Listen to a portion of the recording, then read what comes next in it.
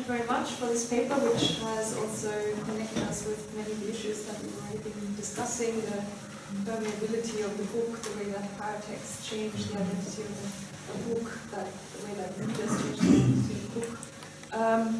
Our second paper will take us to 17th century France, and our second speaker is Liam Benison.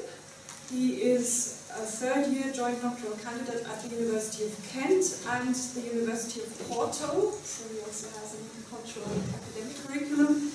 As part of the Erasmus Mundus program, Text and Event in Early Modern Europe. His project investigates the poetic geography of Terra Australis Incognita in the 17th century, examining the development and change in European perceptions of the southern part of the world through the circulation of antipodean tropes and discourses in maps, voyage accounts, dramas, and utopian fiction, so a very broad range of material that we're investigating. His main academic interests are utopianism, early modern cartography, and the history and impact of colonization in Australia. Liam completed a BA and MA in English at the University of Melbourne, and previously worked as an editor in London, so Australia is actually involved in this conference too, even though Kathy couldn't come. So please give a warm welcome to Liam.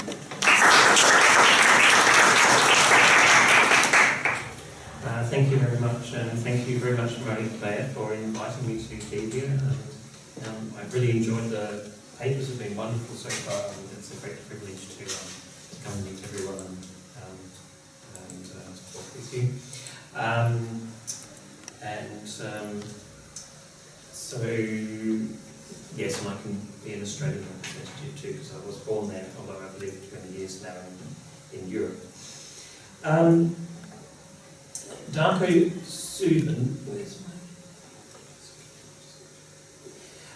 Subin wrote perhaps one of the most moving responses to Thomas More's famous description of the sheep devouring the commons, but he was much less complimentary about the 17th century utopists. For Subin, Francis Bacon's New Atlantis, published a century after Utopia, and is an example of the utopian tradition falling under the sway of an upper-class ideology which staves off human problems by technocratic extrapolation, by quantitative expansion promising abundance within a fundamentally unchanged system of social domination. It's a bit grammatical. According to Subin, the radicalism of More's work, taking as its starting point a critique of the human cost of privatisation of common property, as we've been discussing earlier today, has been lost. 17th century utopists are apologists for elite power substituting technology for human emancipation. Essential to the definition of utopianism of Gregory Clay's is enhanced sociability.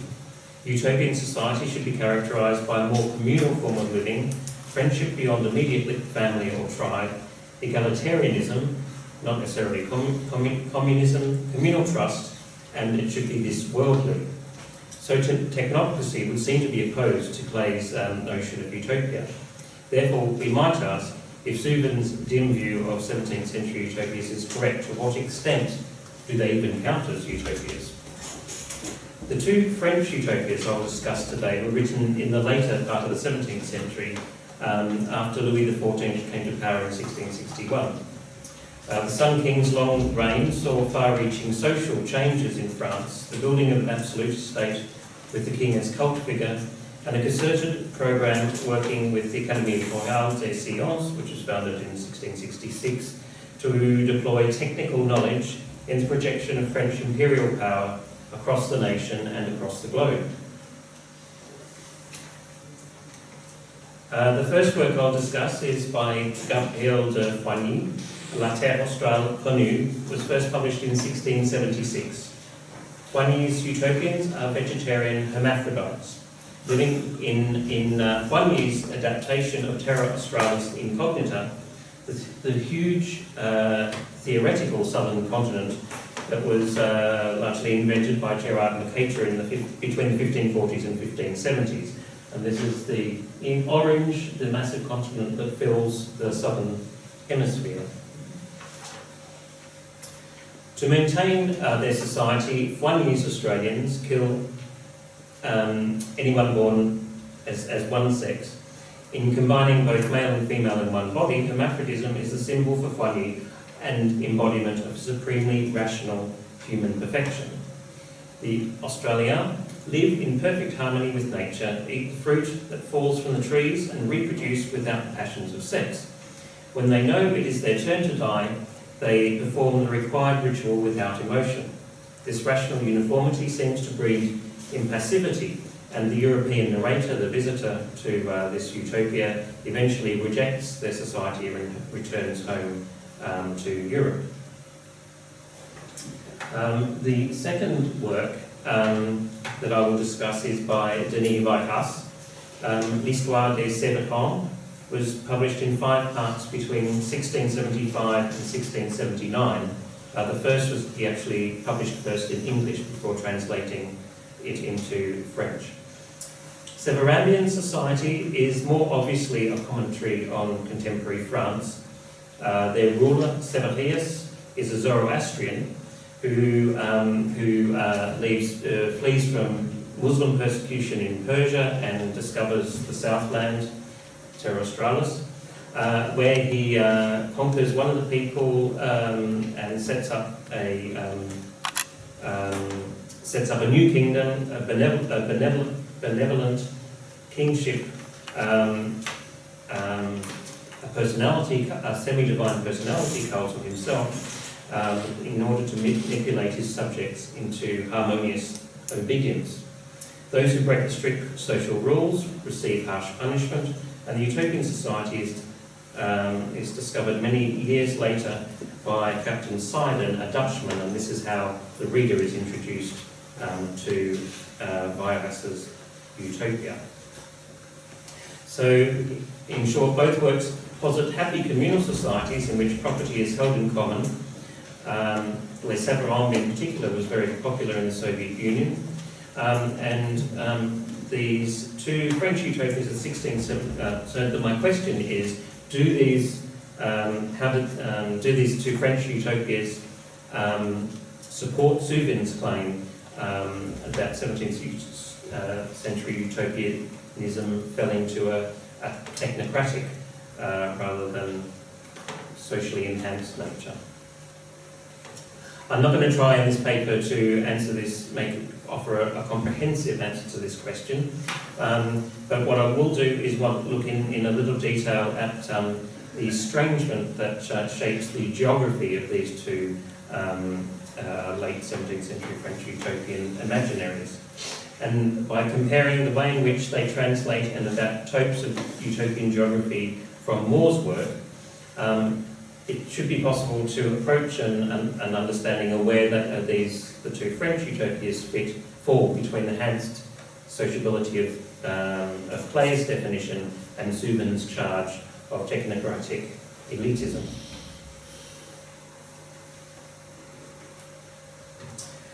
So just to talk briefly about Moore's utopia first before I'll go and talk about how Fwanyi and Vilas translate and adapt some of his tropes. The social imaginary of early modern utopias cannot be properly understood without an assessment of their geographical location and features. As Lise Leibacher-Ufa has observed, the utopist is a landscape architect who engraves the ideological structures of the utopian society into the stone of the imaginary landscape and into the configuration of places and buildings within that utopian space. The 15-wide channel that Utopist builds through uplandish ground, and deploying his soldiers alongside the Abraxans, works on a number of levels. Geophysically, it divides Utopia from the mainland and provides a defensive barrier against future invasion. Metaphorically, it defines Utopia's separateness from neighbouring societies, marking its social distinctiveness. To achieve these two levels of meaning, more could have chosen to set utopia on a natural island, but that the formation of the utopian society involves a feat of barely credible geographical transformation is significant. It evokes the mythical separateness of older pre-Mauryan utopian spaces. For example, a traveller can only enter the land of cocaine by eating through a mountain of pudding, and in the Chinese tradition of the peach blossom spring, the Chinese fisherman enters a cave at the source of a river and emerges as though through a looking glass into the happy and fertile land. But what makes Moore's trope distinctive is that it is the result of human agency, where the older barriers to utopia in the older traditions are left unexplained. The significance of the application of human agency to this foundational engineering project of Utopus lies less in the technical mastery than in discourse and politics. Utopia's neighbours are struck with terror and wonder, but they are less impressed by the scale of the massive project per se than of the rapid completion of an undertaking that requires so much labour. Utopus' channel conveys an unmistakable message to Utopia's neighbours and would-be enemies about the society's power to organise people to a common purpose. The channel also performs the original purpose of the defensive war that marked the territorial boundaries of the ancient Greek city-state, to strike awe and terror into the hearts of the barbarians living outside. But it is the strength of Utopia's enhanced sociability rather than the technical strength of the defensive structure that is most important.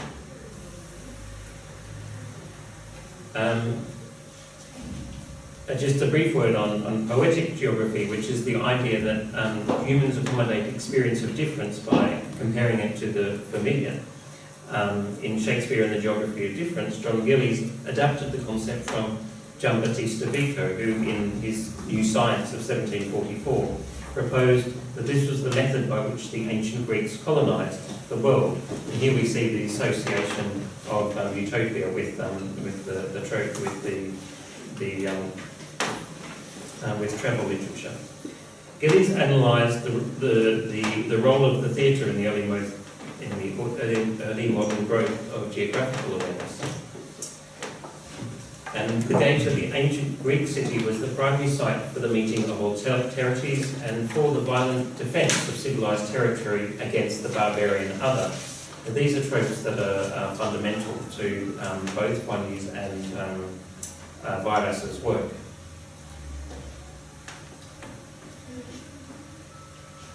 In La Terre Style Canoe of Juany, the physical defence of the utopia is supported by the surrounding sea. Unlike utopia, however, this defensive barrier does not seem to have been achieved by human intervention. Juany's narrator, Nicolas Sadeur, reports that the continent has a uniform but extremely gentle gradient from high ground inland to the shore.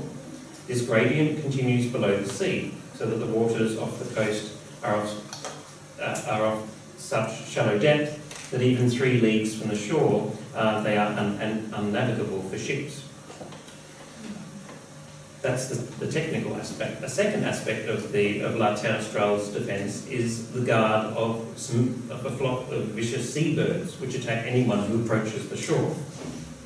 The vicious birds embody and enact the discursive terror that is conveyed to Utopia's neighbours by the building of Utopus' channel. Sadeur must fight the birds in order to reach the shores of La Terre Australe. In an extraordinary feat of endurance, he wins a long battle, putting out the eyes of one of the birds. Then the Australian Coast Guards, in awe of his achievement and recognising that, like them, Sadeur is also a hermaphrodite, chase down the 2 birds and kill them. They then formally convey Sadeur to their country with the 2 dead birds placed at his feet. In a kind of welcome ceremony, they hail his miraculous victory of the conqueror. So Sadeur is also is kind of a type of Utopus as well, in a slightly quite translated way. These estrangement motifs, both the shallow coast and the vicious birds, exaggerate normal perceptions of nature. And indeed, the birds are probably also inspired by tropes of the monstrous antipodes. related to but unlike More's utopia, they appear not to have been imposed on the environment by the inhabitants. But the terror of Sadeur's ordeal and the Australians' gruesome display of the dead birds at the feet of the conquering hero both evoke the wonder and terror the barbarians confront at the gate of the ancient Greek city. These tropes manifest what is distinctive about Foigny's Australian society, but they might be regarded as undermining the idea of utopia according to Clay's idea of enhanced sociability. These tropes seem to work in the wrong direction, not as examples of social improvements, but rather of an enhanced, historically prior state from which Europeans have fallen. Foigny's utopia is an antediluvian place, happier but more primitive, and therefore questionable as a model of how an enhanced or alternative society might be created. Since the existence of the vicious birds and the shallow coastal waters is not explained, Foigny's adaptation of Utopus' defensive waterway through these two features appears to have more in common with older utopian literature, such as The Land of Cockaigne. But there is one additional feature of the defence of La Tapestral. When war comes, the Australiens assemble to fight the enemy, moved by a common mind to defend their country. The mobilisation of soldiers is made without uttering a word. 6 million people are drawn from the countryside through the relay of a flame, with the sound of the sound of a waterfall that can be heard 2 leagues away. Each person moves into position to fight according to perceived need. What is most amazing, Sadeur relates, what is most amazing of all to see is how, without any leader, without orders and without even speaking, they position themselves with such skill and precision. Each has reason alone for his guide, and they fall in with such a perfect agreement that one would think that they shared a single mind. The defence of Foigny's utopia is achieved with the technical assistance of the extraordinary flame that can be heard 2 leagues away, but the aspect of this social behaviour that arouses greatest wonder, and no doubt terror for their enemies, is the precise deployment of so numerous an army. Foigny has translated the deployment of labour to build the Utopus' channel into a military labour force. But Foigny's Australia have the added mythical element of the hyper-rational single hermaphrodite mind. Foigny has provided an explanation, not given by Moore, for how the mobilisation of a vast workforce might be achieved. But the mythical nature of the unified hermaphrodite social mind might be considered a step too far in the mythical realm might be considered a step too far into the mythical realm of the impossible to work as a possible utopia of enhanced sociability.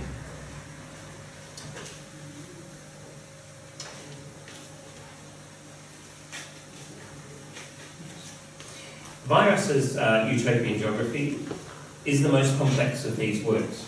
Severambia is both larger than Utopia and much smaller than Foigny's utopian landscape. It is also more varied. Whereas Foigny's has only fertile plains and no mountains, in Viras's work there are marshes and deserts as well as forests, mountains, plains and valleys. Severambia has 2 divisions, an outer periphery, Sporoumbe, lying between the sea and a range of mountains, and an inner core of the Utopia, the plain of Severambia proper. In the centre of the plain is, on an island in the river, is where the capital city, the utopian city of Severind, lies. The chief utopian city, the capital city, is located in the geographical centre of the nation, and from the centre of the city you can see the whole surrounding nation. In Les Sévarans, then, the mountains rather than the sea comprise a natural defensive barrier that helps protect the utopian city from invasion. But Vajas has done more than simply translate Utopus' constructed channel into a naturally occurring chain of high mountains.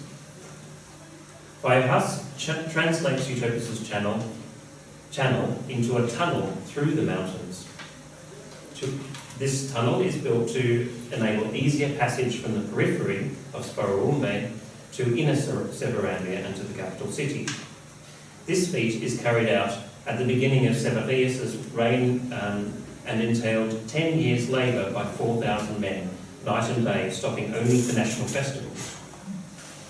The tunnel has the practical purpose of making a more convenient way for travellers to reach Sevarambia and the capital of Severind, than travelling the much longer route over the mountains. Flaming torches are available at the tunnel's entrance to light the way, along with riding hoods to protect pedestrians from the cold and damp inside the tunnel. There are sledges to carry the infirm and pregnant women.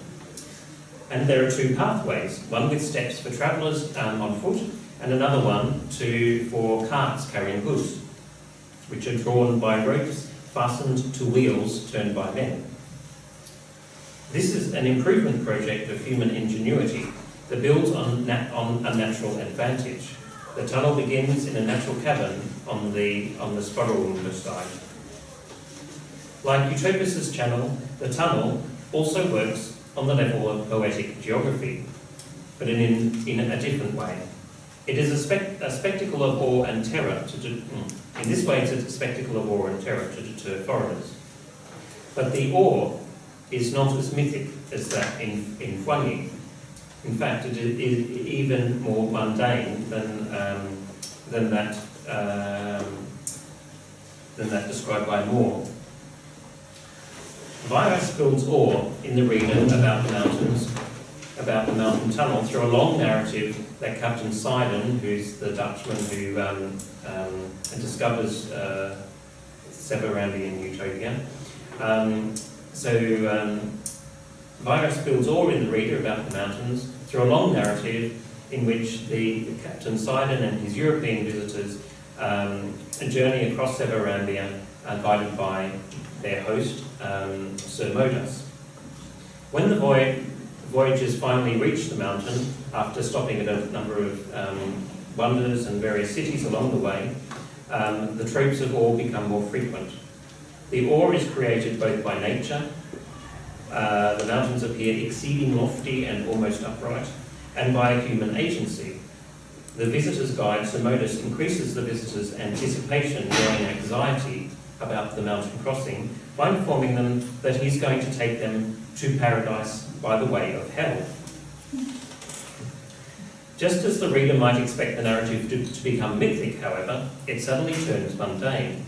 Sir Modus explains that he is only joking, clearly anticipating the decline of religious belief in the 18th century.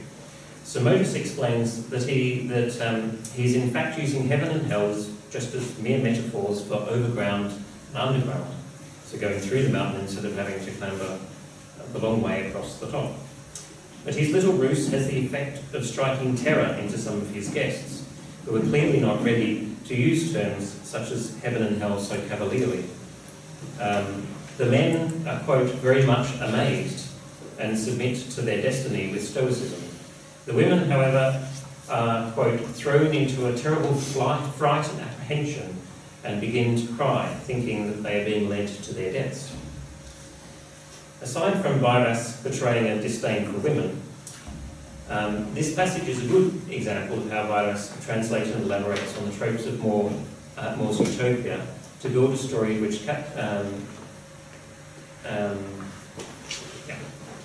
he builds a story which captures readers through the representation of situation and the emotions of characters, also anticipating the development of the novel in the following century. Where Moore is interested more in the ideas and merely states what happens, Virus dramatises the crossing, the journey across the awesome and wondrous threshold into the utopian space, dramatising the effect of awe, fear, relief and delight in the reactions of his characters. Huangyi too elaborates on Sadeur's experience of reaching the shores of Utopia through the terror of fighting with the vicious birds. But Sadeur's experience is mythological in a way that makes it incredible. The experience of Sidon in In Virus's work, however, is presented more realistically, and so Virus has to work harder to build the suspense and fear in the characters. In conclusion, Huan Yu translates the foundational geographical feature of utopia into three features of the defence of La Terre Astrale that enhance the mythical over human agency. The single mind of the impassively rational hermaphrodites seems anchored in a past golden age that is impossible to recover, thus undermining the idea of utopia as a possible alternative society that might be achieved through human agency. Virus's imaginary is much less mythic, much more practical and possible.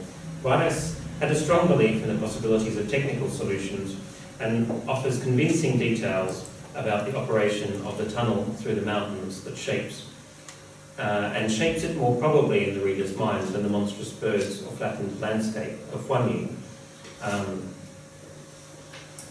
But perhaps we can leave the final question of where the two works sit between Clay's enhanced sociability and Subin's technocratic utopia to the discussion. Thank you.